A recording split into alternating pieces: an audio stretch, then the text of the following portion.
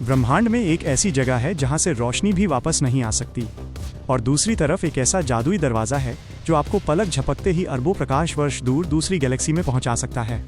आज हम आमने सामने खड़ा कर रहे हैं साइंस के दो सबसे बड़े और सबसे रहस्यमय कॉन्सेप्ट्स को, black hole versus worm hole. चलिए जानते हैं कि ये दोनों वास्तव में क्या है और इन दोनों में क्या अंतर है।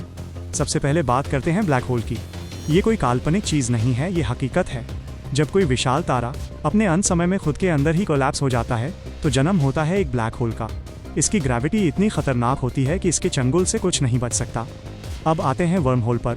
वर्म होल पूरी तरह से थ्योरेटिकल यानी काल्पनिक है, कम से कम अभी के लिए। इसे आप स्पेस टाइम के फैब्रिक में एक शॉर्टकट या सुरंग समझ सकते हैं। अल्बर्ट आइंस्टीन के सिद्धांतों के मुताबिक ये ब्रह्मांड के दो दूर दराज के पॉइंट्स को आपस में जोड़ने वाला एक ब्रिज है। मान लीजिए आप एक स्पेसशिप में हैं। अगर आप ब्लैक होल की तरफ बढ़ते हैं तो उसकी भयानक ग्रेविटी आपको खींचकर एक सुई की नोक जितना छोटा कर देगी। विज्ञान की भाषा में इसे स्पैगेटिफिकेशन कहते हैं। ब्लैक होल के अंदर जाने का मतलब है दी एंड। लेकिन अगर आप एक वर्म होल में कदम रखते हैं और मान लेते हैं कि वो स्टेबल है तो नज़ारा कुछ और होगा। आप उस सुरंग से होते हुए पलक झपकते ही ब्रह्मांड के किसी दूसरे कोने में या शायद किसी दूसरे टाइम में पहुंच जाएंगे।